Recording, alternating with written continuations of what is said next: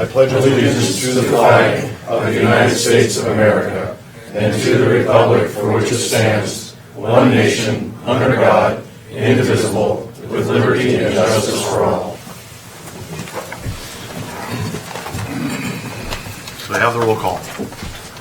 Councilmember Boff. Here. Councilmember Stimmel. Here. Councilmember Williams. Present. Councilmember Strobehn. Absent, excused. Councilmember Cerveny. Here. Mayor Gordon. Here. Thank you. Thank you. Next on the agenda is the consent agenda. If there are no requests for any items to be removed from the consent agenda, could I have a motion to approve? So moved. Second. It's been moved and seconded to approve the consent agenda. All in favor say aye. Aye. Opposed? Motion carries. Thank you.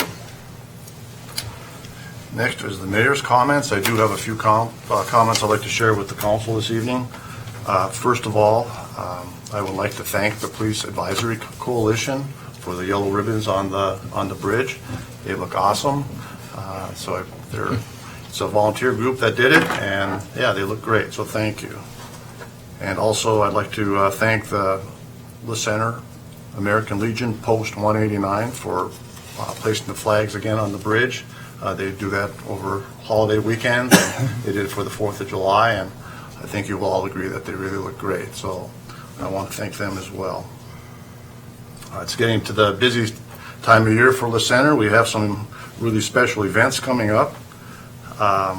This coming Saturday, July 13th, we'll have the citywide garage sale. That's going to be starting at 8 a.m. in the morning. It'll be going to 4 o'clock. So that's this weekend. And then also the La Center Education Foundation will be having a fundraiser this weekend as well. It'll be their first annual cornhole tournament, and that's going to be held at Holly Park, and that's going to begin at 10:30 a.m. On Saturday, July 20th, we'll be having the Miss Teen La Center pageant, and that will be starting at 7 p.m. at the Sternwheeler Park Amphitheater. And then more to come on this, but I think everybody's aware that we'll be having the La Center Steamboat Our Day celebration the weekend of July 26th and 27th. So that's coming up as well. So yeah, a lot of things will be happening in La Center over the next few weeks, and I hope everybody will be able to come out and attend those events. I just have one other quick announcement that I want to make. On this evening's agenda, we do have a public hearing. It's going to be for the Riverside Estates Development Agreement. That public hearing was noticed. However, it was not placed on the one of the earlier copies of this agenda for this evening. That agenda has been corrected, and we'll be following the corrected agenda here this evening with the public hearing on there. So I just wanted to bring that to the council's attention as well.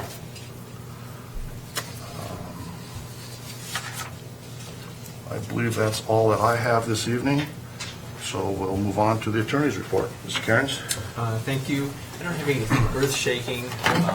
The bulk of it I've been doing lately will be discussed in the development agreement later tonight. The Court of Appeals, however, did hold its oral argument on our least favorite appeal on last week, and it almost wasn't held. There was a oil tanker upended on the highway, and everybody was hours late getting there, but they finally did hold the argument at 1 o'clock, and it was 15 minutes per side, and most of our time, all the cities and the developers on our side of the equation gave our time to the county's attorney, who had practiced quite a bit at several kind of dry runs, and so things went smoothly. We can expect an opinion, probably not before the end of the year, but maybe, I think, early next year, spring or so. Just because there's so many issues involved in this, and I'm not really good at predicting what the rest of the workflow is going to do to the issuance of this opinion at the court. So it was heard by a 3-judge panel up in Tacoma, and stand by. Very good. And the rest of everything else is stayed. Remember, there were appeals of the compliance orders. These compliance orders get kicked out every 6 months. So because those are continually being held by the growth board, and they issue them saying, hey, you haven't responded to our original order, right, because it's under appeal. They each get appealed up, and they're all stayed pending the outcome of this. So kind of stand down until this decision comes out. Get comfortable. That's it. Any questions? Okay, thanks. Thank you.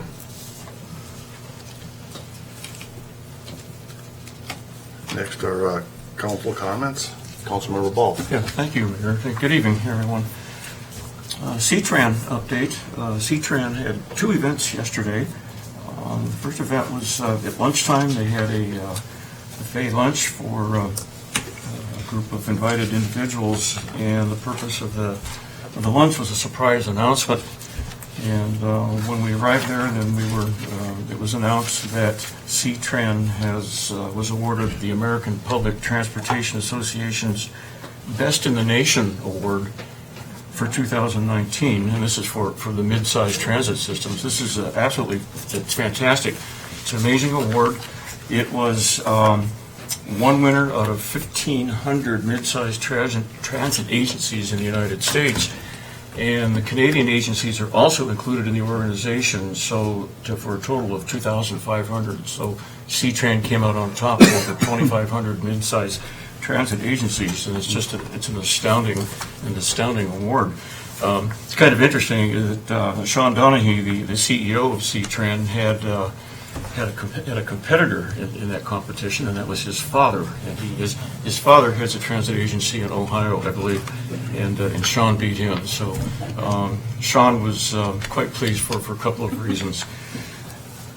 Just to talk a little bit about that award, the agencies are judged on a number of criteria, 12 exactly. And I'm not going to list all 12, but to give you an idea of the kinds of things that the transit agencies are judged on, operations is one, maintenance, diversity in hiring and internal advancement, safety, community relations, and financial management. On a slightly different note, just to illustrate how well run the C-TRAN organization is, C-TRAN had an audit, or they call it a review, by the Federal Transit Association, or administration rather, and they got what's called a no deficiencies rating, which is the best you can get. And in the period of 2015 to 2017, only 7% of the agencies in the United States received a no deficiencies rating. So that's a good feather, a nice feather in C-TRAN's cap. Then last night, the regular monthly meeting was held, and some of the decisions and that were action items that were taken. CEO Donahue was granted contracting authority to proceed with the next phase of the maintenance facility expansion. There's a widespread project going on at C-TRAN, the first being the new administration building, which is nearly complete. And the next phase is to relocate the current parking lot in order that their maintenance facility can expand. So Mr. Donahue was giving the contracting authority last night. The Board of Directors authorized the CEO to sign an agreement with WashDOT to proceed with the I-5 Bus on Shoulder project. The transit people like to call that the BOSS or the BOS. What that is, it will be the construction of an 11-foot wide shoulder lane which will run from 99th Street south down to the Interstate 5 bridge. The target date for that is summer of 2020, and the reason for that target date is that the bridge trunnion replacement project will begin in the fall, so there's going to be a lot of pressure to get that lane constructed. As I mentioned, the new admin building is nearly complete. Right now, the C-TRAN is waiting for the city to complete some inspections, and the fire department also has some inspections that are pending. It's anticipated that the monthly meetings will begin there. If not in August, the meetings will start in the new building in September. We then had an executive session, and the board voted to increase the CEO's salary by 3.5%. His contract calls for a 2.5% increase. The board voted to award him a 3.5% and a 3% bonus for his performance in 2018. And on a different note, different topic, I just want to make an acknowledgement to Clark County District Court Judge Fred Stoker. Mr. Stoker passed away about a week and a half ago, and he served the citizens of Clark County well. He was a judge. He sat on the bench for 24 years. Prior to that, he was a prosecutor, I believe, for 4 years. I bring this up tonight because Judge Stoker and his wife, Fran, have been residents of the center for 10 years. Judge Stoker was my neighbor, and he was my friend, and he will be missed. And I want to pay respect to him tonight in this forum. So, thank you. Thank you. Councilmember Stimmel. I just wanted to say thank you to Public Works for running the street sweeper through town the day after 4th of July. I'm not sure what time that happened, but when I got home from work, it looked great. Just wanted to say thank you. Great. That's all tonight. Thank you. Appreciate it. Councilmember Williams. Well, you beat me to it, John. Yeah, I was going to thank Public Works as well. On a week where a holiday falls on a Thursday, a lot of us would take Friday off. And I guess it was Jeremy was out there driving a street sweeper. I live on 17th Circle, and of course the end of the circle was ground zero for a lot of people. They cleaned up a lot of their stuff, but Jeremy was out there doing donuts in the sweeper to pick it all up. And he did a wonderful job, and I was watching him. I was working in the garage and saw him out there anyway, but he did a great job. We should be proud of having a Public Works Department like that. Also noticed that the bridge over at the wetlands had some damage. It got repaired. Guys were out working on it. That was great. So good Public Works. We're fortunate here. That's all I have, Mayor. Thank you. Thank you. Councilmember Cerveny. I would like to jump in on the same theme and thank everyone involved, the public groups, organizations, and citizens, Public Works, Police Department. We have a city that we can take great pride in, and there's many other communities that are far larger than we are that, I think we can really hold our heads high and sing our praises immensely for what we have and take for granted. So thank you, everyone. Well, I appreciate those comments, and I did visit with the chief earlier this week, and as I understand it, the Center Police Department did not get one call on the 4th of July. Is that correct, Chief? One complaint. We got one complaint, but it wasn't even, what's a strange noise that's hitting my roof type of thing. It was debris, but Santa Claus. so after that was it. Okay. So, no, I appreciate those comments, Council. Yeah, and thank you, staff. Very good. We'll move on to staff reports. We have 2 this evening, and the first one will be by Chief Denning.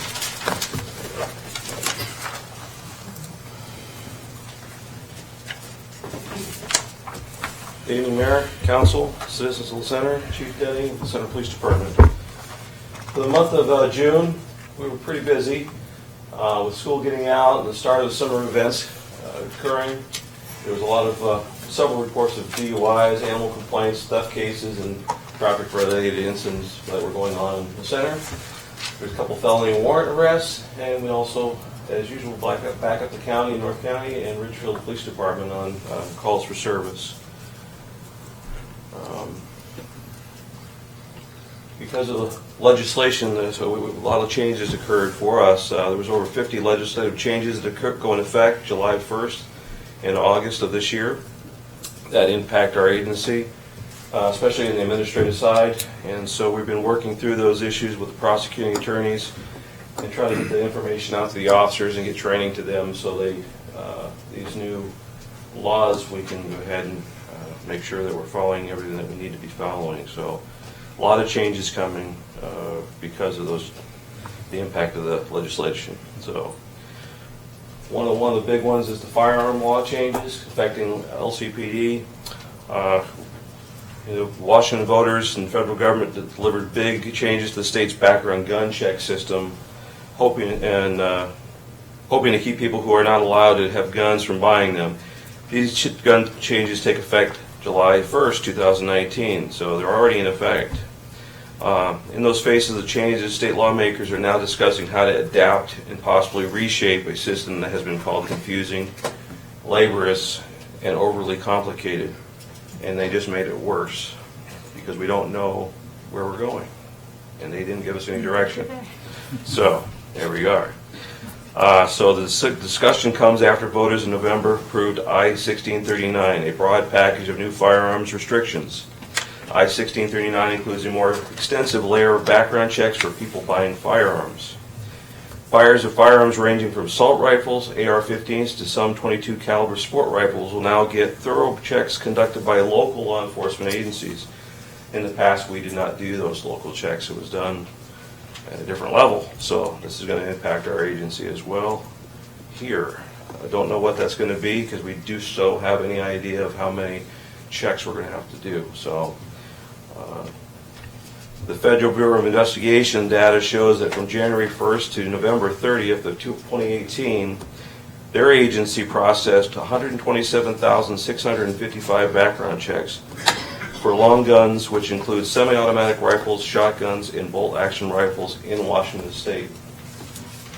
So, if it gives you any example of what we might be facing, I don't know. Due to 1639, the FBI, which manages the nationwide background check database, announced it would end its so-called courtesy checks that allow Washington's concealed carry license holders to potentially bring home a handgun the day they purchase it. Local agencies are now required to perform these checks as well. So we used to be able to go in with a concealed license permit and get your gun the same day and walk out the door, which that's no longer going to be possible. So.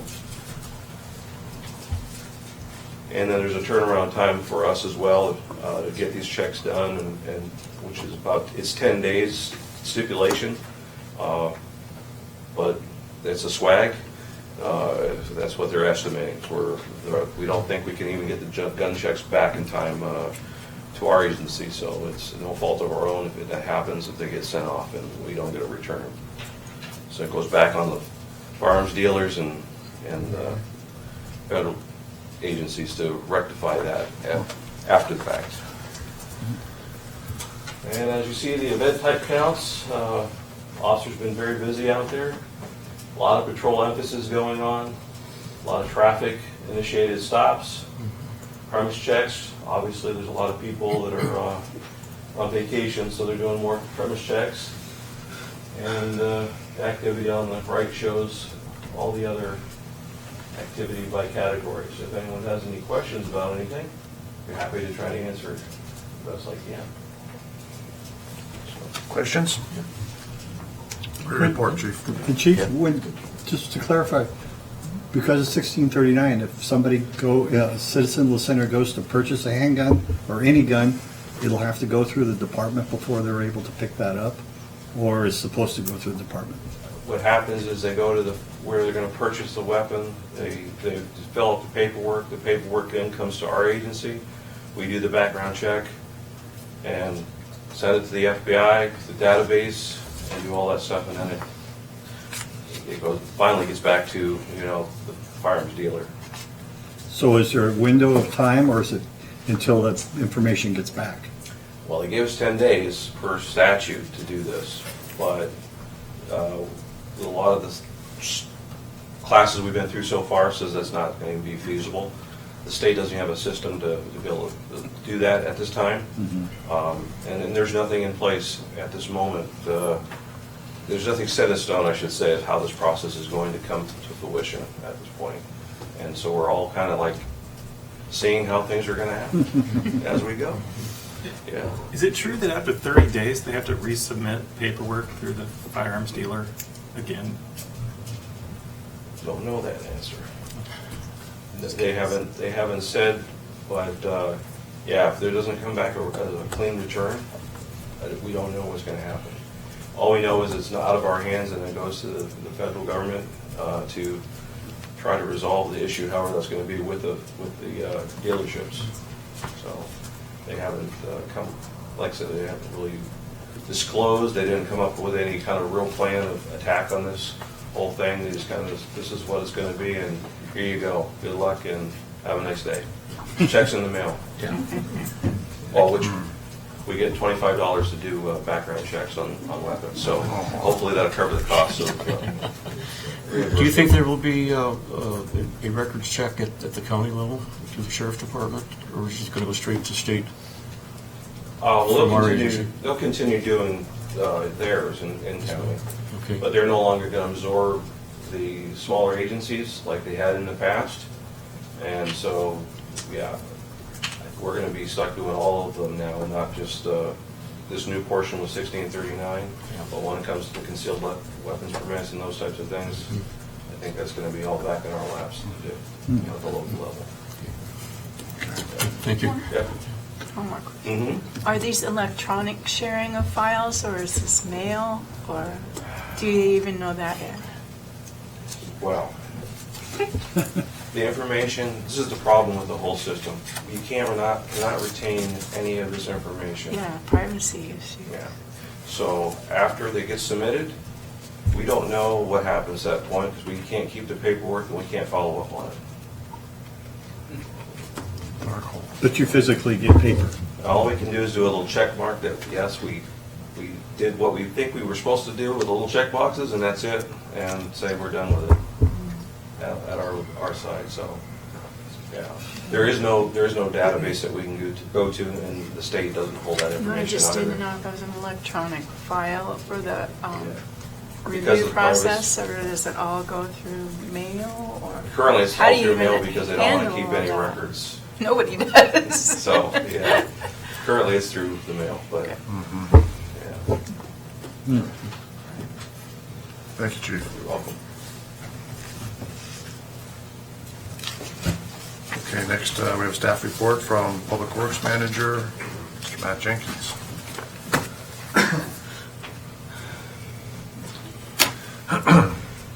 Good evening, Mayor, council members, citizens. I'd like to start off with the Public Works Operations Report. On the streets and facilities front, Public Works is obviously preparing throughout the city for a lot of the July events, the Miss Tina Center pageant, Hour Days, the cornhole tournament as well.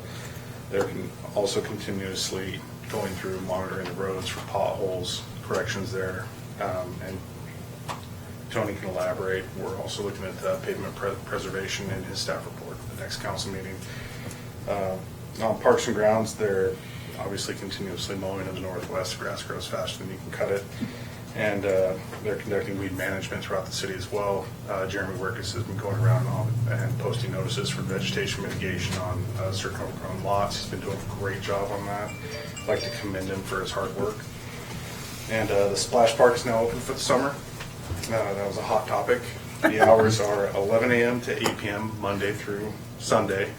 And on the projects front, Public Works, when they can get some free time, they're still going to work on the water feature. They still want to make some corrections there to both the landscape and the pumps by the sign coming into town. And then there's several irrigation repairs that are needed. Some at Holly Park, so most likely those will take place after Hour Days. And then Public Works will be setting up July 19th for the Miss Tina Center pageant on June 20th. That involves 20 by 20 canopy, 10 by 10s, tables, etc. Try to give as much help as we can on standard time, so no overtime's incurred, but we can help the citizens and the nonprofits in town. On the wastewater operations side, under compliance and operations, the May discharge monitoring report is complete and being submitted to Ecology. Treatment plant continues to operate well within the permit. The city's finalized its annual inflow and infiltration report and submitted that to Ecology, which was down this year. Just to elaborate on that a little bit, rain flows were within an inch of each other between 2017 and our monitoring period, which spans 2017, 2018, and then 2018, 2019.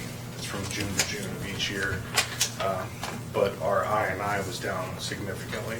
We went from basically 25% of our total capacity in I&I, which is the inflowing water that comes from the rain system, down to about 23%. It doesn't seem like that much, but it's significant. And those are exceptional savings because they're done on the cheap, but they impact the overall capacity of the plant. So it would cost you much more to expand the plant for that capacity than it would collection system. And then the biosolids report has been completed. That's being submitted to Ecology. And on the maintenance side, staff's finished all their annual services and inspections on the submersible mixers and pumps. They've also performed chemical cleanings on both MBRs. Recovery rates were excellent, and the MBRs are in good health. I'd like to elaborate on that a little bit. Come August 22nd, we're going to conduct some research with Kubota Membrane USA. We're going to get a life cycle diagnosis of where our current membranes are. I know replacement's always been an issue. That's really going to narrow down where we're at in the overall health and strength of those membranes and give us in terms of a projection of when we'll need to replace those. And then staff's also focusing on lift station pumps over the next few months, servicing those, ensuring all necessary preventative maintenance and corrective maintenance items are addressed before the fall comes, the rains. On the collection side, staff will be inspecting manholes throughout the city to assess and update their condition. Those, when we identify those and they have high flow, that's a cheap fix as well, because that's where we tackle our I&I issues mostly. And for pennies on the dollar, we can keep our capacity of the plant. So, any questions? Great report. One comment, Matt, and I forgot to make this during public comments. John Pollock Park. I went kayaking last Friday, the first time I've ever gone. We went up the river 2 miles. But the person we got the kayaks from is a commercial kayak operator. He does tours in different areas. He'd never been down to Pollock Park, and he said, what a nice park this is. Nicely built, nicely maintained. The benches, the outhouse, everything. He said, I'll bring more people back here. And then we all ended up going to the local the tavern for lunch. Had a pretty long lunch there. So it brought people into town, our park, and it'll bring more in. Good. Yeah, thank you for mentioning that. Also, we opened up the access road that leads, when you're leaving town on the west side of La Center Road, there's the turnout where the fruit stand sets up. We've opened up that access road, and there's parking now underneath the bridge because we did notice an influx of people parking there to go access the river. So that'll expand that, and that's a nice feature as well. So, and there's also kayak access on the northern boat launch as well. I mentioned that to him. He was going to go over and check it out, but he was really happy with it. And this is a guy that usually goes up to Lewis River Golf Course. Okay. You know, so he said this was a great place. Great. Glad to hear it. Great. Thank you. Great report. Thank you. Thank you.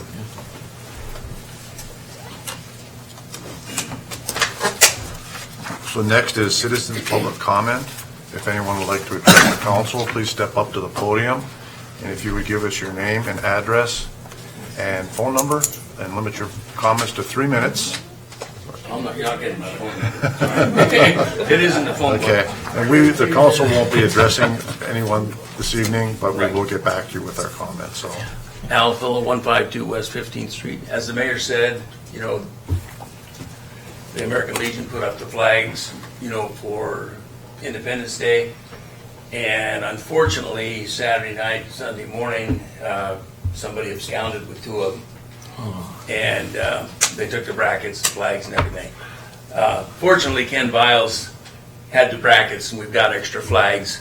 And we brought them down for Public Works on Monday. And today, the Public Works was out there, and they were putting them back up. So this weekend, we'll have the flags up for the garage sale. And, you know, hopefully, whoever borrowed them or whatever, you know, brings them back or something. Okay, thank you. thank you for that. So, and I would just like to make another comment, and Chief, correct me if I'm wrong on this, but if anybody witnesses vandalism like that taking place, I think the thing to do is just call 911, and, you know, we would love to catch the people that did that. So, yeah, it's don't think twice about calling 911 if you witness something like that. Okay, thank you. Hi. I wanted to Could you talk. please give us your name and address? My name is Timothy Korf. I live at 812 East Pioneer Loop up here, and I wanted to come down here and discuss the phantom stop sign on Fur and Pioneer Loop. You've got a really weird intersection there. It's you come in order to get to that neighborhood. You go up 5th, there's no stop sign to turn left onto Elm. Turn onto Elm, there's no stop sign to turn right. On the 7th, no stop sign again at the left that goes up Fir. And then you go around the corner and you've got a hidden stop sign in a bunch of bushes. So you can't see it during the daylight until you're like 15 feet in front of it. At night, you can't even see it at all because it blends in with the trees, and because of the way the curve goes around, it just doesn't even reflect. So you can't even see the stop sign. Also, it's in a weird place. It should be a yield at that stop sign, because if you're taking a free right, the whole configuration of that intersection is all kinds of weird. You've got a downhill going here, and the stop sign at the top of an uphill. Now, it's bad on icy days when you're going up that hill, because if it's icy and you stop, you can't continue past that stop sign. But the only way to do it is go around. So if You said Fir and Pioneer? it's Fir and Pioneer Loop. The whole intersection has a really, really weird angle. I mean, you can see all the way down Pioneer Loop about 20 feet before that stop sign, because there's bushes there and there's a gap, and you can see all the way down, so it's almost unnecessary there. Okay, thank you for bringing that to our attention. Both the city engineer is here this evening, as well as the public works manager, so we will get that addressed and get back to you. Thank you. Thank you. Is this one I go? Yeah, please do. Lori Freiberg, 1809 Northwest 310th Street. And in February, I was not paying any Center City taxes.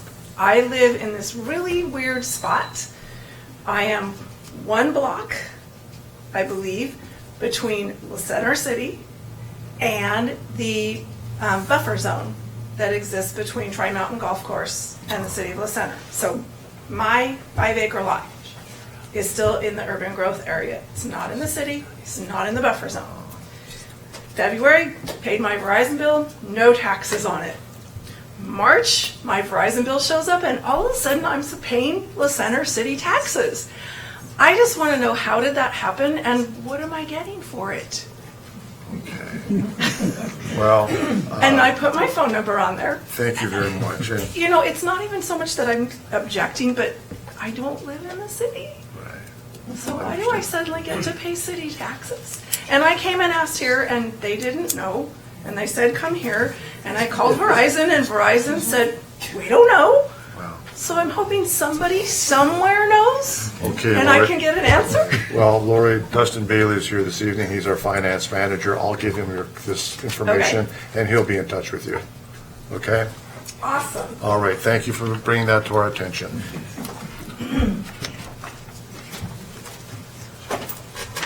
Nelda Perryman, 824 East Pioneer Loop. I know that intersection, I did. Anyway, as treasurer for the Police Advisory Coalition, I would like to thank Councilmember Boff for his generous donation for the yellow ribbons that we put on the bridge. Thank you. You're welcome. All donations accepted. Very good.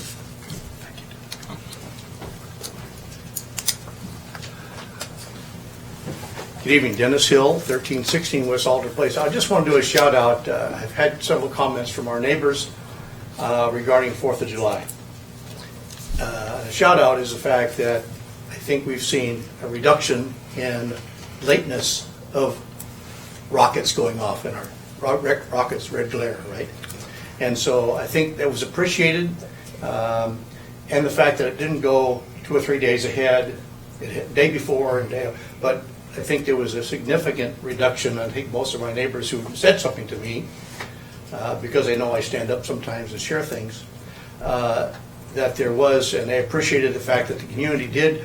There was a lot of emails that went out, and I'm sure many of you saw those emails that went out asking, requesting, pleading to have safe and sane fireworks. And I think we did a pretty good job there.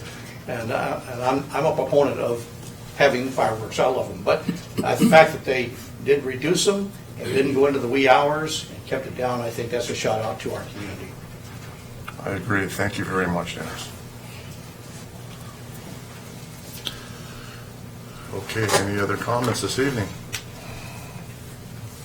Okay, thank you.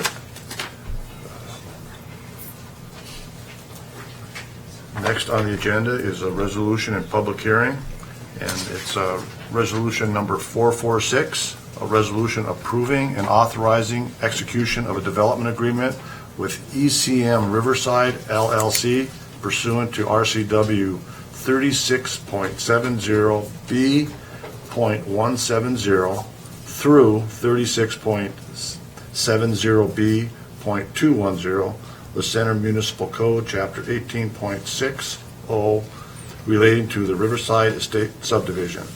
City file number 2017-007-SUB. And Mr. Cairns will be presenting this evening to the council. Mr. Cairns? Thank you. Tony will also help me on this, since he's kind of our man on the ground.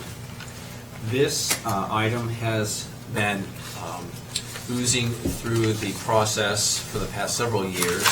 For those of you who are on council when this Riverside Estates was first went through the hearing process before the hearings examiner and then appealed to you, multiple hearings, multiple meetings, and then after that went into a land use appeal, then a settlement agreement, and then several post-decision reviews, which are land use applications to tweak certain aspects of the decision once it's issued. And from the very beginning, the hearings examiner, the applicant proposed and the hearings examiner required, and the staff's recommended a development agreement to bring a lot of the details of this development to firm them up. And your standard, this is not a standard thing to have a development agreement. If this were flat farmland with no topography problems, with no wetland problems, with no critical area problems, with no public service, provision of sewer in particular problems, with no transportation complications or access problems, then there wouldn't be a need for a development agreement. But this development has all of those. And plus it has consists of multi-phases. Originally it was approved as 6 phases. It's now at 3 with a 4th phase that's presumably going to be just a park. So the phasing has changed. The phasing lines have changed. The last post-decision review, which affects a number of the changes dictated by the settlement agreement, are in this agreement as well. So this, in reality, as it had been planned, and in how it's going to function, is going to tie together a number of these land use issues, these loose ends, and confirm them in this agreement. So there's been a lot of background work and revisions to the plans that have come in up until an hour ago. So you can see there are a lot of moving parts, but I think the moving has stopped. And in my mind, and you'll have to decide this, but in my mind, the details have stopped moving, and this development agreement will crystallize these details.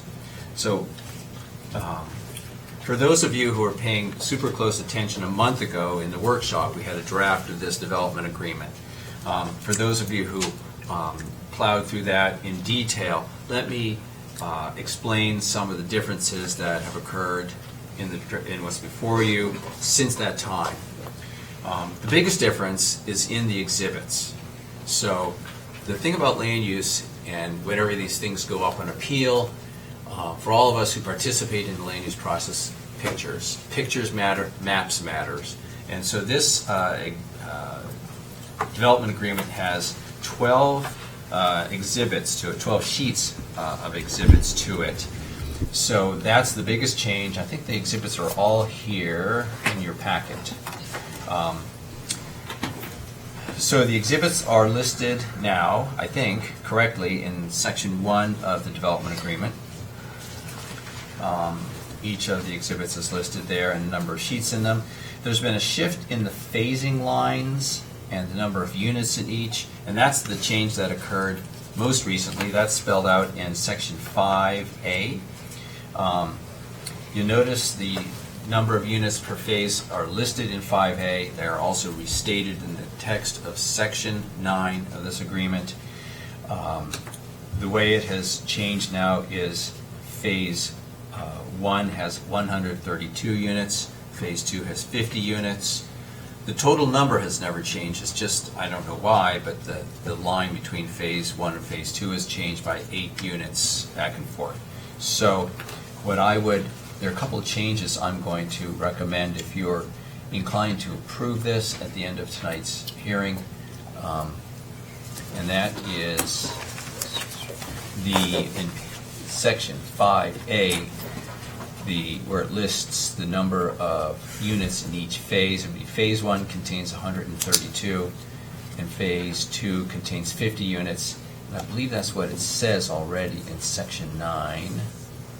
It does. So it flipped and then flipped back. Also, another element that has changed somewhat is that the original approval required a buffer on the west side of phase 3.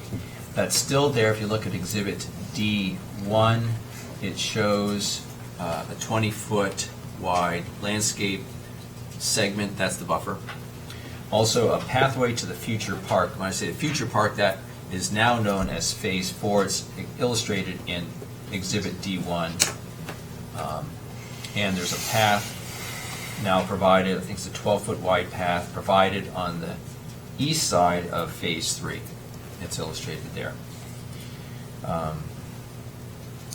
The other thing that has changed, remember at the last time we met and talked about this, there are a couple of issues I told you were in flux and that you needed to pay attention to when this finally came back. One is the park allocation. There was a question about where in the heck will the parks all be? And will there be enough park area? And the original solution was to put these,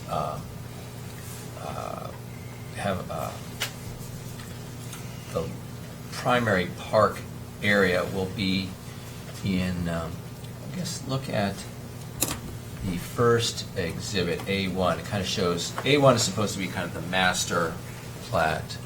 Yeah, there. So the largest part, yeah, I think that's it. So I have a laser pointer here. So the change in phasing line is this. I think these 8 units flip from phase 1 into phase 2. So that's the difference at the last one. The park area, this is the primary park area here, this thing. I think that's part of the park area. And down here, right there. This was going to be all or mostly, or at some point none of it would be park because Leland Larson holds an access easement over part of this. And so the requirement, given the size of phases 1 and 2, the requirement the park requirement is 1.3 acres of usable park area. So it had to have the right amount of area, and it had to be usable. So it couldn't be like little snippets of grass on the side here. It couldn't be like the maintenance pathway to the stormwater pond. It had to be usable. So since in this last month, we have kind of told the applicant to go back and figure this out, come back and confirm it. So I understand that both Eric and Tony have run the numbers, and an acre here in this area and 0.3 acres here. The access easement has been reduced by I think 10 feet, which was enough to give them the 0.3 acres that they needed. And so it's not like 13 little snippets of grass here and there. It's 2 large chunks here and here. And we'll scroll it down a little bit there, Laura. I guess scroll it down the other way. Down. Okay, right? And so If this in the future becomes a park, here is the access, 12-foot wide access easement here. Here's that 20-foot wide buffer. If you look on Exhibit D1, you can see it more clearly. Here's a wetland buffer. I'm not sure what's going to happen with that, but that's a wetland buffer because there are wetlands here making this area largely undevelopable. This development agreement I wanted, and it is limited to phases 1, 2, and 3. It doesn't involve this. It doesn't make any assumptions about what's going to happen here. So the development agreement requires that collectively all 3 phases meet the density requirements, fall within the minimum and the maximum required for the zone. This is a multifamily phase. These are all detached single-family units here. So phases 1 and 2 will meet their park requirement within phases 1 and 2 here and the track down below. Phase 3 will also, according to this agreement, and I'm told will do it, meet its park requirement on site as well.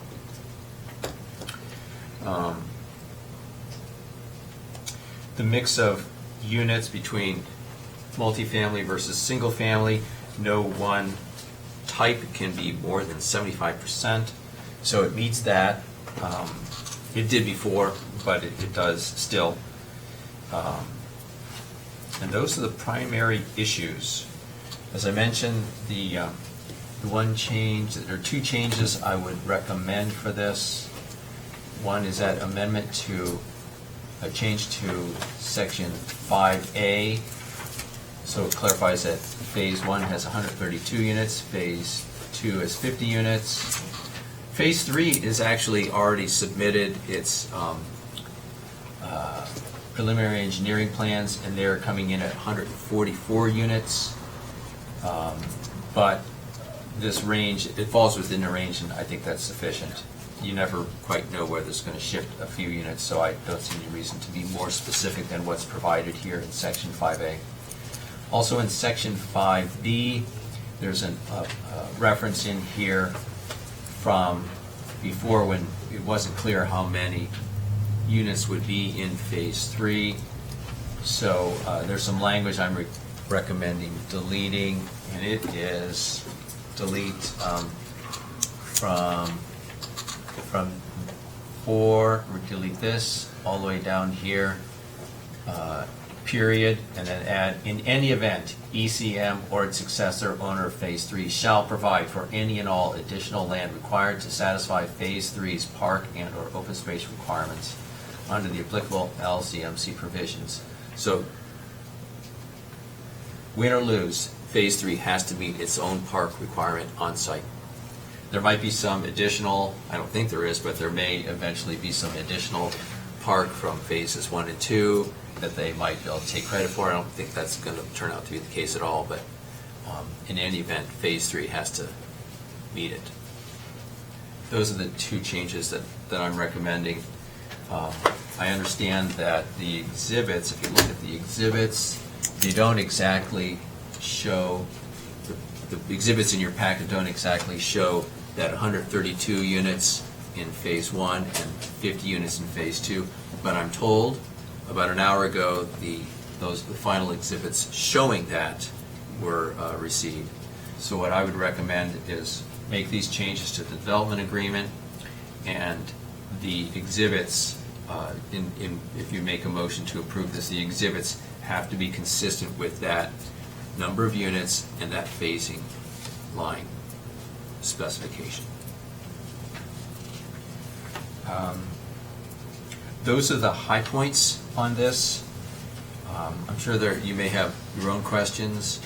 There are a couple other documents that are associated with this that aren't before you because they're more administrative. One is, as I mentioned, the release of the access easement from Leland Larson that was executed today, as I understand it.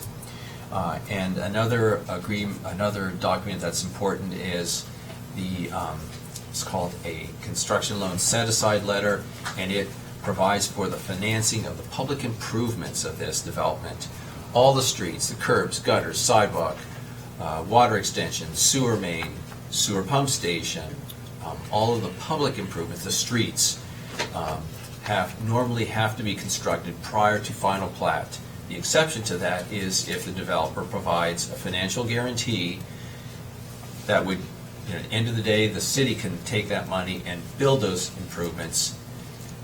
If they post a sufficient financial guarantee, they can proceed to final plat, create the lots, start selling property. They've done that, and the financial guarantee is in place, and it is a construction loan set aside. But also, this developer, much to my satisfaction, has been working diligently to actually construct all of those improvements. They haven't gone to final plat yet. I think the final plat is in. Tony's reviewing it, and he can maybe provide more detail about what the final plat shows. It's just for phase 1. But he can give us an update as to where the public improvements are on the ground, because from my perspective, representing the city, you never want to see a developer kind of post a financial guarantee of some sort and then not do anything, and just kind of wait until all the approvals happen, and then you just hope and pray that they are still financially solvent to eventually do the public improvements.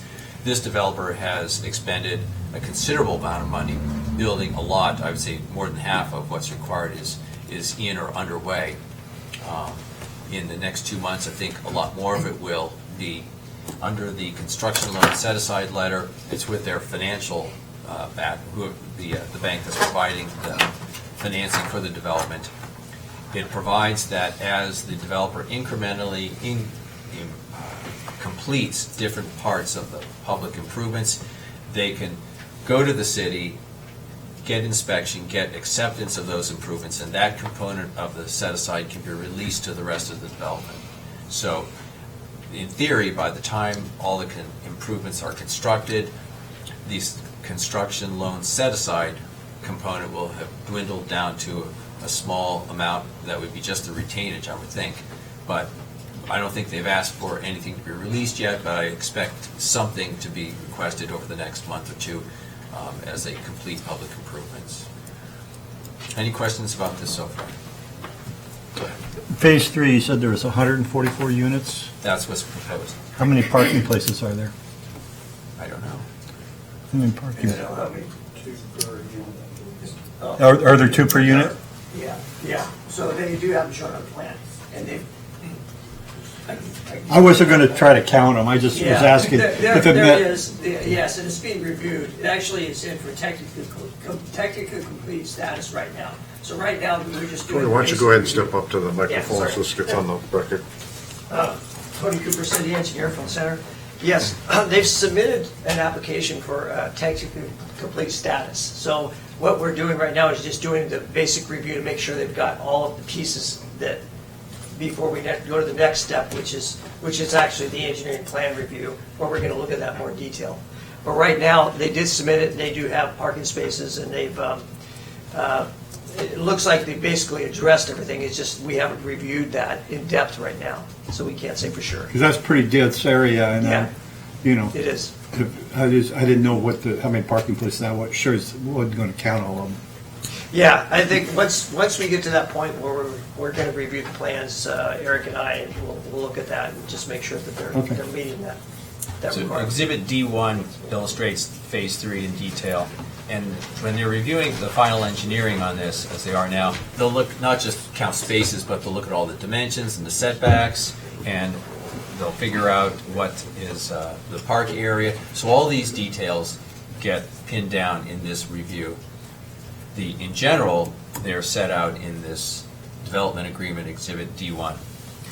And you can see the building elevations are also provided in D2 and D3, D4. So a lot of the detail of that Phase 3 multifamily development is in here already. So I think what I want to talk about is where they are right now with construction. Where if you could scan up to the first exhibit, that's the overall exhibit, and kind of explain what they've done so far. So go up a little bit farther, a little bit higher, so to show the whole plan. Yeah, well, you can do that. That's good enough. Thank Yeah, you. that's good. So I'm sure all of you have seen all the construction going on there. And so over the past probably 2 or 3 months, they've been doing a lot. During the part of the last wet season, they actually came in and they put a large base rock down to kind of stabilize the subgrade here, so that when they get in here during some of the wetter season, they can drive on this without complicating the subgrade.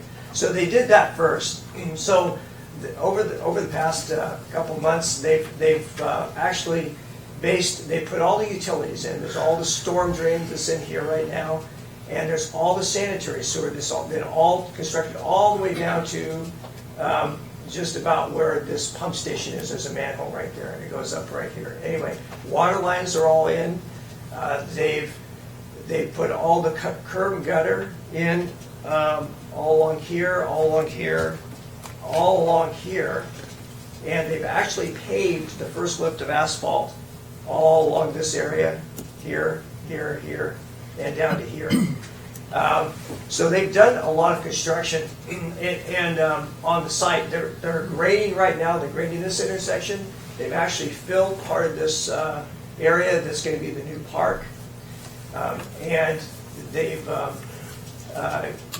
actually CPU is actually constructing a water line, off-site water line here. I'm sure everybody's seen that. That's what they're doing. They're extending a water line up here to get enough capacity for the subdivision. And they're actually going to cold plate and pave the lane tomorrow. Cold plate it tomorrow and pave it Friday. So they're going to be working on that. The contractor has already ordered the materials for the pump station. They've got the pumps on order. They're probably going to get them sometime in August. The wet well, the control vaults, all the vaults, they've ordered those. They tell me they're going to probably start grading this next week. And then in the next 3 weeks, they're going to start installing all the infrastructure for this pump station. Let's see what else they've done. They're basically grading these lots up here too.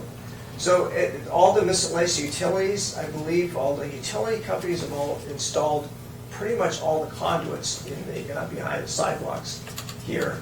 There's nothing charged. They haven't pulled any wires in it at all. But I guess really what they've done right now is just a tremendous amount of work to really make this work. So we're going to be testing sewer next week to make sure it's got the pressure, holds pressure, and they're going to be placing curb and gutter for the rest of this location sometime in the next couple weeks, and paving probably soon. So. I think that's the majority of what they've done, but they're constantly working, and so the set-aside agreement, I think, is for $2.18 million, what they are going to, with the bank guarantees, all the improvements that they have to do to get us to sign the plat. So as they continue on, that amount is just going to keep dropping, because they're going to keep doing more work here that is part of that agreement. Does that lift station have standby power? It'll have yes, it'll have Have standby diesel? power. Yeah, have diesel, power to it.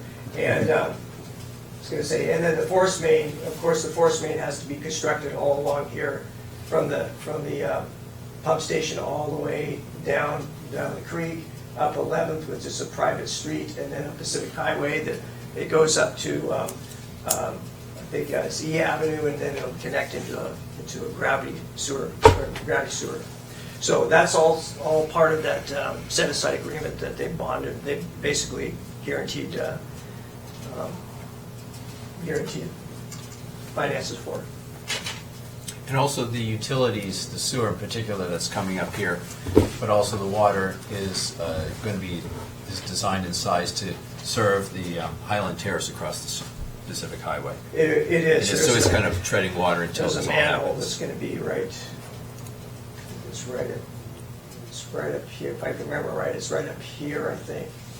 Yes, because this is going to be this is actually going to be the intersection for Highland Terrace, right here. So Highland Terrace is actually the access is right there. So there's a manhole right here that's going to be extended, that they're going to have to extend up to their development too. Is the Highland Terrace stuff stubbed across the street? Just across the street, yeah. So And they- when you cold plane and pave, you won't be back in the street again? Well, they're going to cold plane down here and pave what they've disturbed, and they're going to fix this. But once Highland Terrace comes in, they're going to have to tie in the same way. I mean, they're going to have to widen in here to do the half street improvements on the other side. So they'll connect into Pacific Highway with their development, which includes curb and gutter and sidewalk, and then a new intersection right here. Will they be cold planing and cleaning it up when they're done, or will there be a big patch? Only areas that they've disturbed. They're going to be widening in here the same way as what Riverside's development's doing, but they'll be widening in here, so they'll saw cut the edge of the existing asphalt and tie in, but they won't repair the road unless they've had to cut into it to tie into it with the utilities, which they will right here. So they'll have to pave that intersection there. So what are they going to cold plane it, or are they just going to fill it in with asphalt? I mean, I look at Lockwood Creek Road and hasn't been really repaired correctly. It's still a mess out there. Yeah, no, as far as you're talking about the water line down here. Yeah. Well, when it's all done, are you going to be opening the street back up again? I mean, you're going to trouble. The developer's doing a nice job by cold planing, but then when the next development comes in, are they going to be required to cold plane or just patch their holes? Well, they have to. If they construct any utilities in Pacific Highway, they have to cold plane in the trench. But anything else beyond that, if they're not disturbing Pacific Highway, they're not going to do anything to that part of the street. Okay, because I don't Just think the trench that what they disturb, they have to replace. I don't think we did a real good job on Lockwood Creek Road. Yeah, actually the contractor came in and repaved the whole thing just in the last month. Repaved that whole the section that had this new sewer in it. Well, that's a separate subject. I just want to see how they're going to do this. We don't have a real good track record of fixing streets when we open them up. Yeah, It's new construction, Randy. Yeah. That's not, what's going to happen on the other side of the street's not there, also it's going to be new construction. No, I understand. And they'll have to bring it to the city standards, yeah. so whatever they disturb, they're going to have to Right. they're going to have to fix. Trenches, they'll have to cold plane and fix that. Okay. Any other questions of us before we open the hearing? Any discussion for the council members first? Questions? No, I think it was a good report. Thorough. Okay, thank you, Tony. All right, so at 7:35, I'll open up the public hearing, public comment. If anybody would like to address the council, please step up to the microphone and give us your name and address. That's going to limit your comments to 3 minutes. Please. Good evening. My name is Steve Marash. The address is the Landerholm Law Firm, 805 Broadway, Suite 1000, Vancouver, Washington, 98660. Good evening, and I just wanted to thank staff, city attorney, as well as members of the public. There's been a lot of work on this agreement and some refinements, and I just want to thank everyone, including the public who submitted comments, which were helpful in getting this final product to you. I think we've got a good agreement. It's been well outlined by the city attorney and the city staff, so I don't have much to add. I think it implements the hearings examiner's decision. It meets city code. I did want to very briefly address the minor change to the exhibit regarding the phasing lines. And I brought my copy of what's in your council packet. I don't know if yours were printed in color. It shows up a little better on mine than it did on the screen, but you can see these 8 lots here that are along Northwest 13th Street are slightly shaded differently than the rest of these lots, since they were intended to be part of Phase 2 when this exhibit was submitted for your packet, but this little dashed line was in the wrong spot. And so that's really all that changes, is moving that dashed line to where it was intended to be. And the reason that these 8 lots are not in Phase 1, to begin with is when the final plat was submitted for review, those were not included in the Phase 1 plat. They hadn't had the street designed at that point. And so those, at least from the time that the final plat was generated, those 8 lots were not intended to be in Phase 1, and so basically type errors. So that is the explanation on that. And I think the agreement meets all the requirements, and I'm certainly happy to answer any questions. Other than that, we support the agreement with the changes outlined by the city attorney. Any questions, Council? All right. Okay, thank you very much.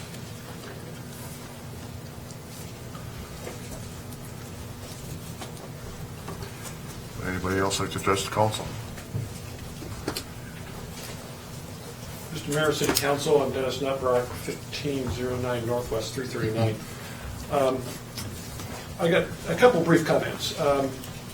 As Mr. Kearns has outlined, I was the source of the lawsuit that I filed. It's a Land Use Petition Act in Superior Court in January of last year. The basis of the suit was violation of some easement rights of 9 property owners that are in that southern edge of that development. That was successfully completed with a formal settlement agreement.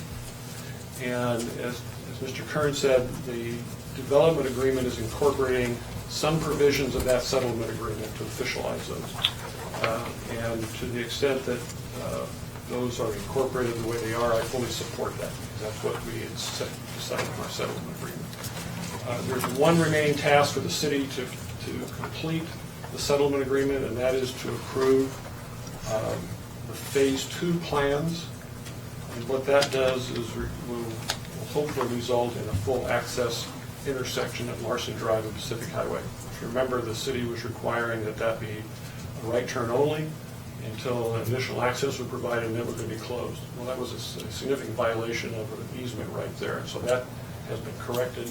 Tony, as I understand, has the information, is working to get those Phase 2 plans approved. So when that's done, and the settlement or the development agreement is approved, then that's the settlement agreement that we have between the parties will be satisfied. I was glad Mr. Kearns found a couple errors and corrected those. I believe there remains a couple more inconsistencies, and I would think that given this illegal agreement, the parties would want to correct those. Third, I want to talk about the security cameras. The development agreement requires that the developer install 1 or more cameras in the park down in that southwest corner. That's being done because your park code requires that a park abut a public street. That clearly does not, so the solution was to put a camera in there. My concern is the development agreement doesn't talk about what is the criteria to satisfy the city for visibility. The plans only show one camera down there now, and that camera does a good job of highlighting that large play area, but the pathway behind the homes and around that riparian area are not visible. So I would think the city would want to understand what the criteria is that you're going to levy on the developer to satisfy their requirement. Secondly, I find the development agreement pretty open-ended with respect to the cameras. All it says is the developer will install it. In the aircraft business, we would put an ICD, an interface control document, in place. And so what I think is missing is it's not clear where the developer's responsibility ends and the city starts in making that system work. Right now, you've got a recorder in Public Works that had the cameras from Holly Park hardwired in. And so the question is are they going to hardwire into that system? If they're going to do an IP system, is your system capable of doing it? Is it capable of more cameras? So I think to protect the city's interest, you got to be very specific about what they're going to do and what the city's going to do to make those cameras work. And then lastly, I want to talk about the density. It's clear if you look at the city code that previous leaders were not in favor of high-density developments in the center. You've got 2 zoning districts, a low density and a medium density. Your medium density code limits the density for apartments from 8 to 14 dwelling units per acre. You can't have apartments greater than 10 units in any building. And if you have a phased development, each phase must meet those density requirements. And I think it's important you understand that what you're doing in approving this development agreement is waiving those requirements. The development agreement allows those apartment complexes to be 24 units per building.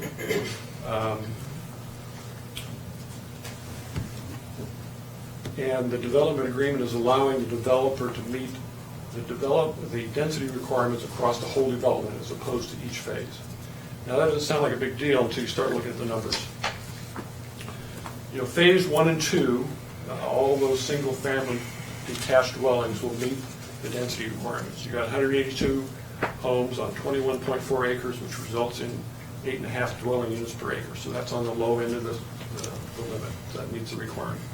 If you combine all 3 phases, as the development agreement is allowing, you end up with, again, 182 single-family homes, 144 dwelling units in the apartments on 27.19 acres, which results in 12 dwelling units per acre. So again, they're meeting the requirement in the aggregate. The problem is when you look at just phase 3, you're putting 144 units on 5.79 acres, which results in 24.9 dwelling units per acre, which far exceeds what the code envisioned for the density that we would allow in the city.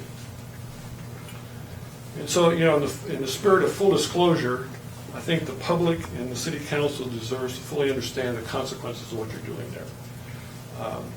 The city council can certainly make those changes, and by signing the development or approving the development agreement, you'd be doing that. But I think in the spirit of full disclosure, I think the city council and the public need to understand what those numbers are and not have them hidden in the development agreement. Nowhere in the development agreement or in any of the developers' attachments do you see those kind of numbers. So it looks like they're hidden from you.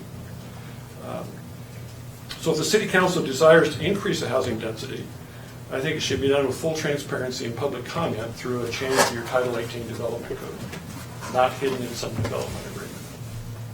So thank you for listening. Thank you.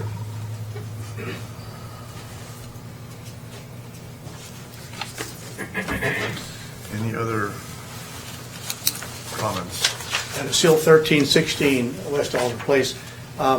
My question is regarding phase 3. There was some discussion regarding number of units, and Councilman Williams brought up the parking situation. It looks pretty like it's pretty well covered there, but the subject that came up was they're going to be on their own with regards to having meet the park requirements percentage-wise. I didn't see anything presented that shows what their thoughts are and how they're going to squeeze that park that has to be covered as far as 3. There was also something that said, I think our attorney indicated, there may be a little left over regarding phase 1, phase 2 that they might be able to utilize, and that's good. But the preponderance is going to have to come out of that acreage there. And I didn't see anything presented that shows us clearly what their thoughts are and how they're going to accomplish that in that small amount of area and still meet our requirements as far as percentage of park in relationship to the number of units in that development. So I think I'd like to see some clarity there or some answers on what their thoughts are on that aspect. Very good. Thank you. Thank you.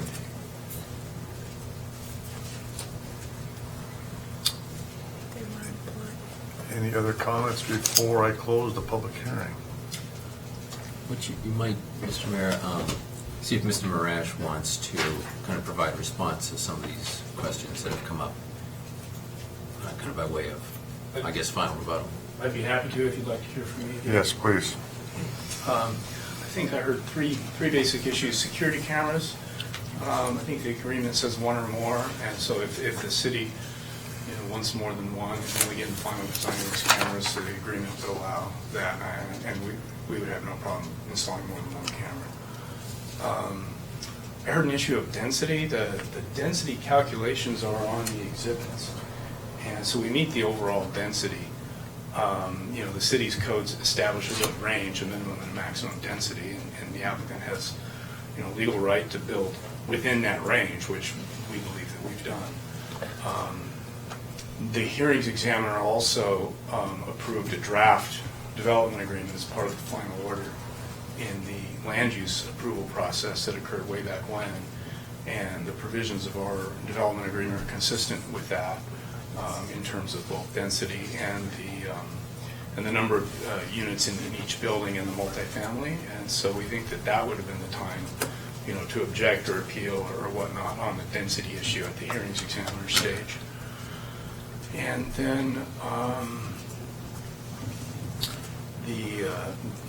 what was the last issue?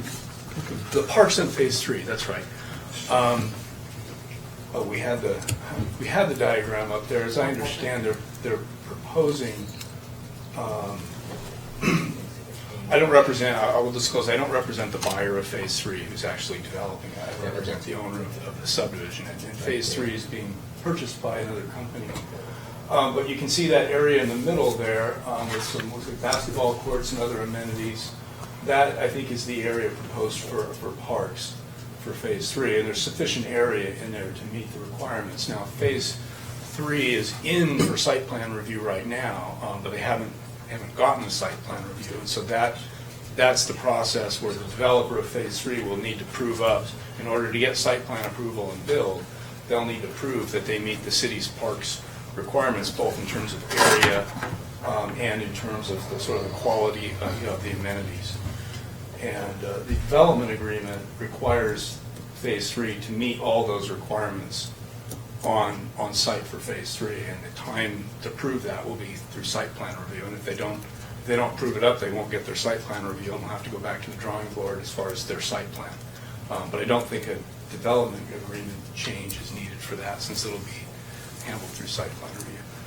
So yes. I have a question on the subject of parks. I think it's tract E. I may be wrong about that. It's along the narrow park down at the southeast section. It used to be F. I think it's E now. I think it is E now. Yeah. It's anyways, that narrow strip of the Go back up. lower right. There it is. Yeah. No. It should be down. I'm getting seasick. It's bouncing like a basketball. Yeah. My question is, how did that come about? That section of the park is away from the residences. That shows, and here's the detail of the park area. So going down a little bit farther, you see there's looks like there it is, right there, that section. And then there it is enlarged. So I want to see. No, the one below it shows right there. enlarged. A little lower. Right there. There's track E. There it is. That's somewhat remote from the majority of the residences. I was curious how that happened. It has to do with slopes and topography. It's a steep site. There's wetlands, but there's also a steep site. There's a lot of retaining walls, and so they were trying to find an area that was big enough and flat enough for a park without retaining walls in the middle of it. And so I think that's why they focused on that area.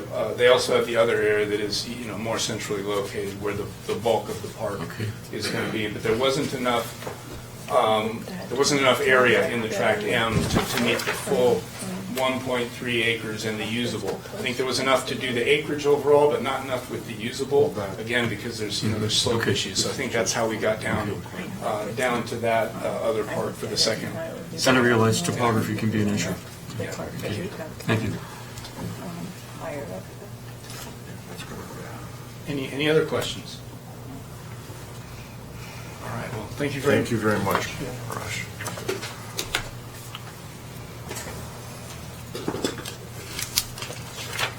Okay, if there is no one else that wants to step up and address the council, I will close the public hearing at 7:50 and turn it back over to the council for any questions or discussion.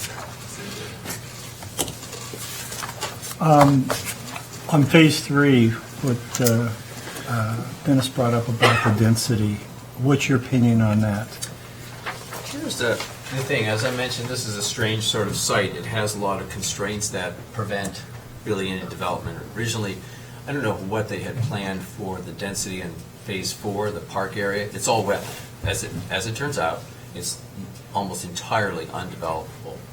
And you see that after all the good sites in the city are developed. If this were flat farmland, totally developable, it would be what we call a standard subdivision. It wouldn't have any of these problems. But what this, and the density is controlled by your zoning.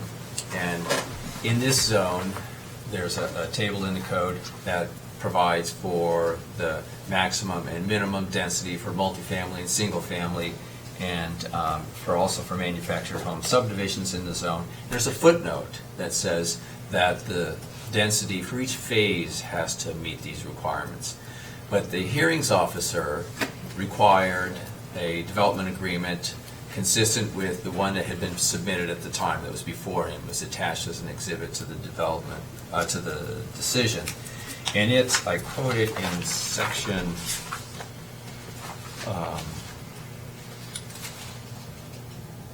5A of the development agreement here.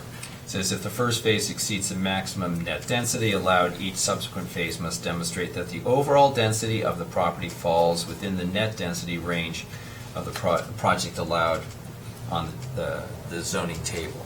So this reflects the reality of this site, and the hearings examiner required that it, by requiring this development agreement to be consistent with what he approved, that it meet the density requirements in aggregate. And so we have spent a lot of time changing the numbers to make sure that it falls within the range. And for those of you who have been tracking the Growth Management Hearings Board appeal, one of the battles we've been having with FutureWise is they're saying that, oh, the city's expansion is unjustified. And one way we justify that is that we allocate a certain amount of job-generating acreage per dwelling unit in the city. And the city has always been kind of under the gun by the county and by FutureWise for not providing for enough density. And this is higher density, I think, than any other development in the city. And it's something that's consistent with the Growth Management Act. It's consistent with the arguments that we've made to the Growth Management Hearings Board and to the Court of Appeals in terms of justifying our job-generating land at the junction to be proportional to the housing that we have within the city. And so, yes, urban areas is where you put density. And I understand what Mr. Nutbrock is saying, but also understand his development is on, it's a 5-acre cluster subdivision in the county, rural density, rural development. This is a city. It has urban levels of development, urban densities within the city, within an urban growth boundary. That's how the Growth Management Act achieves its density requirements, is by cities providing for density within their limits. And that's what this does. I understand the aggregate density, and they met that. And yes, they do. And I think Mr. Nutbrock even. And he brought that up and agreed. What I was concerned about is the dwelling density in Phase 3. Because doesn't, like he said, brought up, and I don't think any of us were aware of that or thought about that when we went through this initially. The density, I think there are 24 units per building, and what's our code say? In the 12 or 14? I think it's 10. It's a smaller number per building, but it's 10. The density allowed given this size of area, the size of land, is 62 to 155 units. So they could go as high as 155 and still meet the overall density requirement for the project. But the density per building is, and where I'm going with this, do we need to modify our code to make this so we don't have a challenge later? No. You would amend your code if you want to change your, as a matter of policy. The code reflects your compliance with state law and also, to a certain extent, the policies that you adopt for the urban form that you want. And so it does make more sense to provide within your code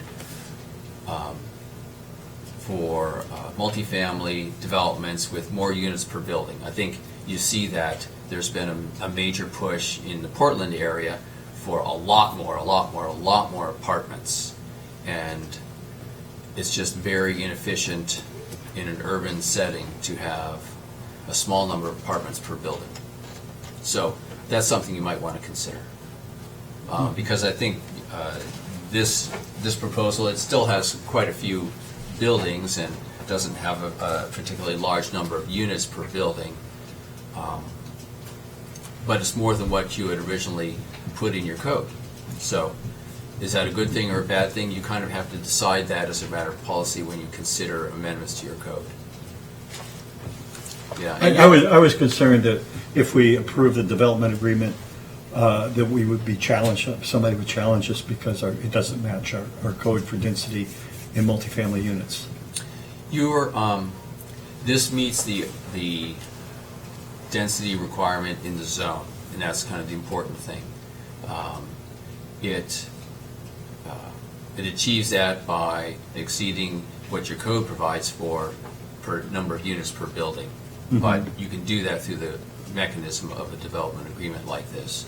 And also the phase 3 is not something that goes through a platting process because these aren't going to be individual lots, these aren't condoized. So it's final engineering and site plan review is how these details will be pinned down in that.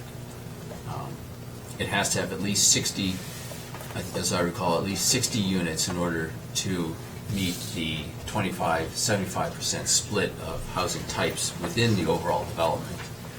And when you have property constraints, topography, wetlands, you have to be able to shift density around in order for the property owner to achieve the density otherwise allowed. And that's what a PUD ordinance does in some jurisdictions. That's what a phased development does in the context of this. You see how it works. They've been able to shift density around to focus it here, make it less dense here, and achieve the overall code requirement for density. Thank you. The question came up about the cameras. Mr. Nutrock suggested more detail. More detail may be warranted, but generally this is going to be installed according to the requirements of the city engineer. I don't recommend you put a lot more detail in how that actually happens in this development agreement. And the developer said they would have no problem with 2 cameras. I think that wouldn't be a bad idea. So that might be an additional third change to this development agreement you might consider. But for sure they would be installed and activated according to city standards. I don't think the city standards are that specific. I look to the city engineer and to satisfaction as to how this is integrated with the police department. So it's not left up to the developer's sole discretion, let me tell you that. Okay, thank you. Any other questions or discussion? Is there a rush to getting this to vote tonight with the number of changes we're proposing? There are just 3 changes. I mean, is there like the number of units seemed fuzzy at one time? I think it's always been 182. But for the total, but between phases 1 and 2. That's what I got tonight. But I've heard these numbers too. Anyway, I was just curious if this is worth sending back to city staff to firm up some of those numbers and details, as opposed to rushing through that tonight. I was just curious if there was anything pushing that.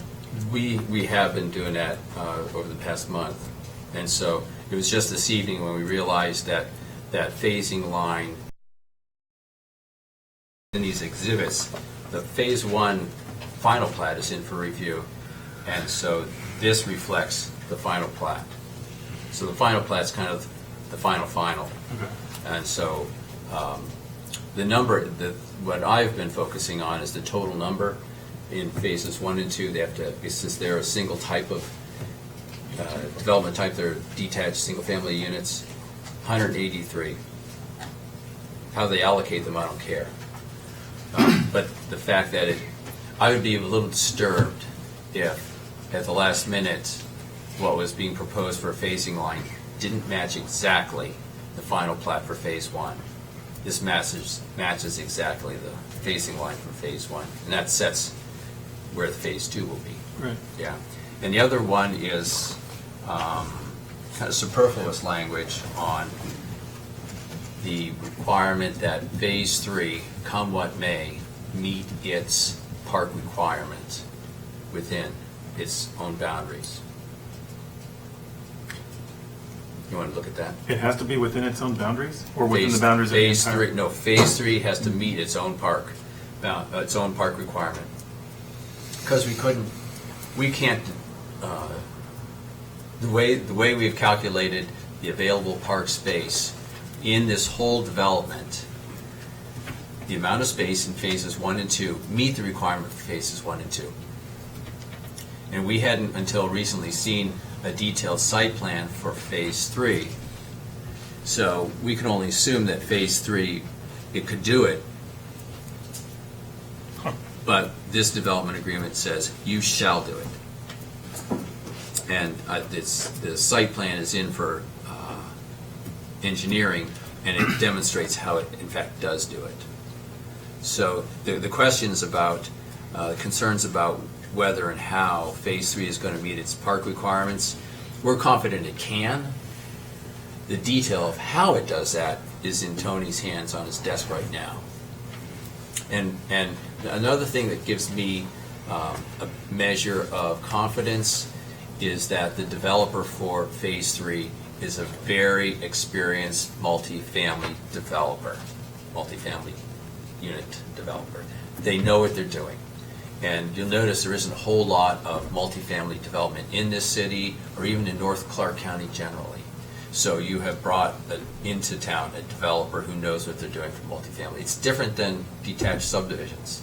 So I expect that Tony will be able to determine exactly how they're going to meet their park requirements. But if they don't, then he will tell them that, and they'll have to go back and revise it and demonstrate that, scaled engineer drawings, because it's in final engineering right now. So that one change to Section 5.8 just eliminates some of the, there was a question as to how many units would be in Phase 3. We now have a pretty clear idea what that is, so that contingency isn't needed anymore. I think a month ago, it wasn't in at that time, so I didn't know how many units they would actually propose in Phase 3. They had to have at least 62. Couldn't have more than 155. In the past month, they have firmed that up. They submitted final engineering for Phase 3.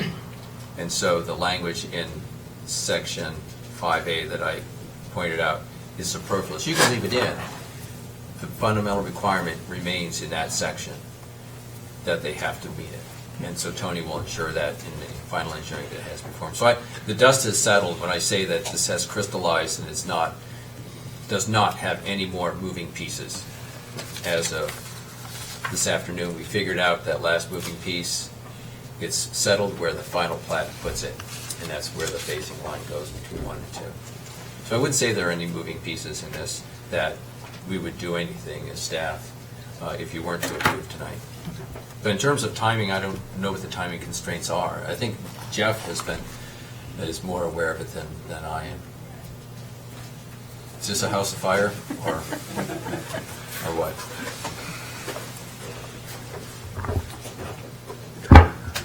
For the record, Jeff Swanson, Community Development Manager. So we've been working on the timing of this for some time.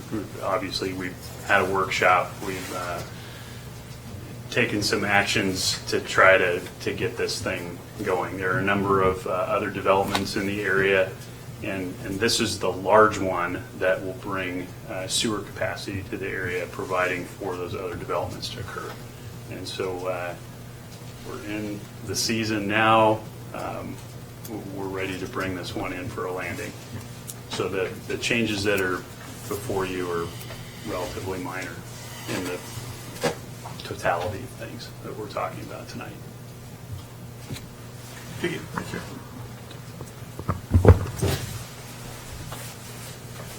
Any other discussion?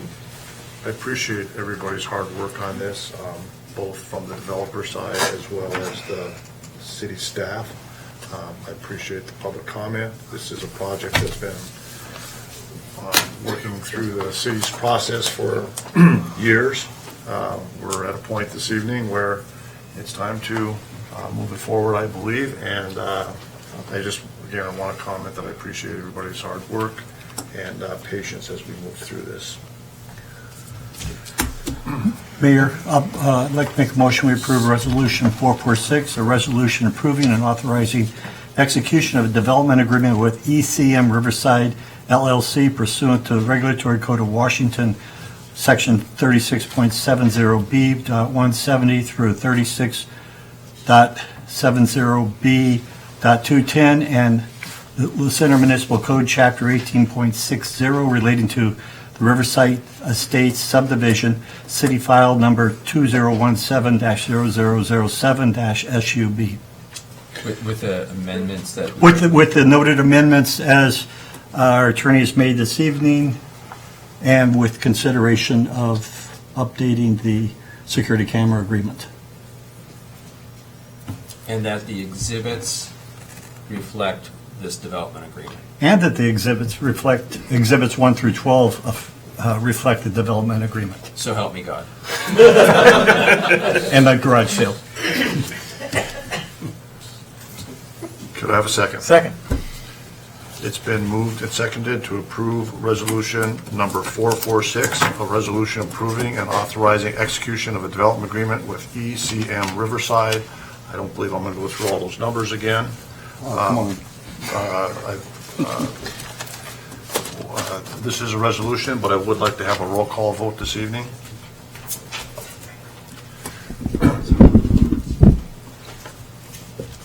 Councilmember Boff. Aye. Councilmember Stimmel. Aye. Councilmember Williams. Yes. Councilmember Strobehn. Councilmember Cerveny. Yes. Thank you. Thank you. The resolution passes unanimously. Again, I want to thank the city staff and the developer and everyone that's been involved as we gone through this process. It's been a long, arduous ordeal, and I'm looking forward to development proceeding and turning out to be a excellent development. So with that, that's the last time. Oh, excuse me, we do have one more item on the agenda this evening. As much as we'd like to. Sorry about that. I'm ready to go home. I know about anybody else. Under new business, we do have again, we will not be taking any action on this ordinance this evening, but it will be ordinance 2019-15, backflow cross-connection regulations. And this evening, Finance Manager Dustin Bailey and Public Works Manager will be presenting. Thank you. Thank you, Mayor, Council. This should be relatively short. But what we're doing here is we're putting it forward in front of you, staff report and draft amendments to the Lucenter Municipal Code. Some background, the City of Lucenter does not currently have language in the Municipal Code that addresses backflow cross connections. It's necessary to provide specified and detailed rules to protect the potable water supply in the City of Lucenter. So staff developed a draft addition to Lucenter Municipal Code 13.11, titling it Backflow Cross Connection Regulations. You can find it in Appendix A. And again, those provide specified and detailed rules in order to protect the water supply, specifically detailing out some procedures for inspections and inspection fees. With this item, we're recommending that actually budget impact, there will be some revenues based on those inspection fees, although they're not substantial. And city staff recommend the council review, discuss the proposed ordinance language in Appendix A, and the ordinance will be at the July 24, 2019 meeting for voting. Are there any questions? We pay for backflow check now for Clark PUD, is that switching the responsibility? I'm going to have to defer that to Mr. Jenkins. That's outside of my That does not, expertise. That's a good question.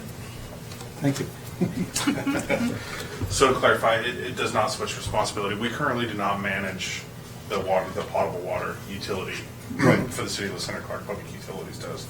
Is what we do though, is under new building, we have to track that, make sure the backflows are installed, and then currently there's no mechanism to turn that information over or track that information with Clark PUD so they can compile a list and do those annual inspections on the backflow devices.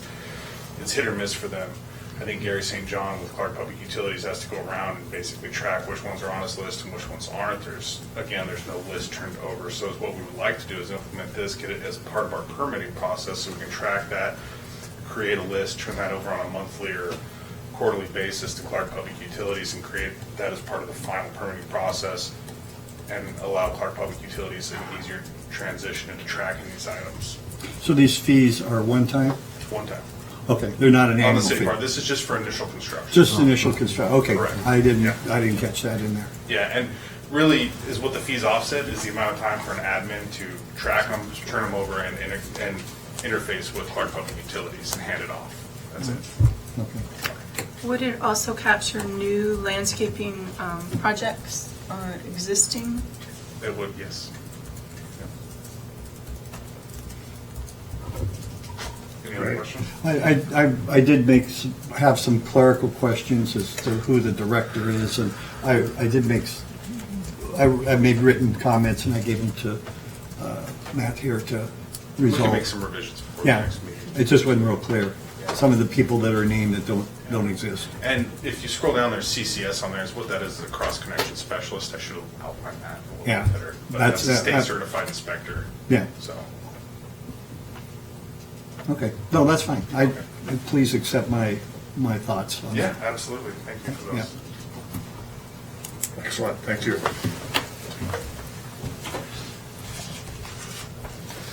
Any other discussion or comments? Okay, again, this is just have a prelim to, it'll be on the agenda at the next city council meeting, but I did want to have a opportunity for the council to take a look at it in the first pass. Okay? I have one other question, and for Matt, you have to go. Are those fees adequate for the clerical time that's required? Yeah. It really is just going to be a separate irrigation permit along with the building permit. The contractor's going to check the box, it'll get included by the admin, and then turn it over on a monthly or quarterly basis. Okay. on volume. Okay, thank you. Shouldn't take much time Okay. per unit. Thank you. Very good. Okay. Well, if there's no other discussion, Move to adjourn? then move the second to adjourn. All in favor, say aye. Aye. Opposed? Motion carries. Thank you, everyone, for attending this evening. Have a great evening.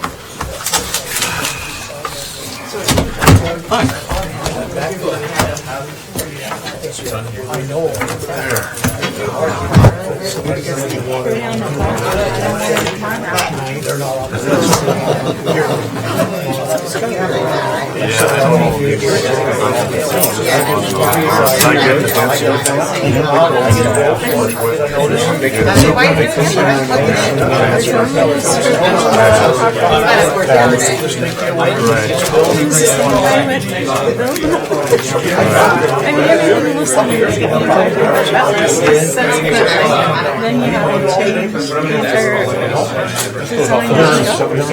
What my level of sensitivity was. I don't know.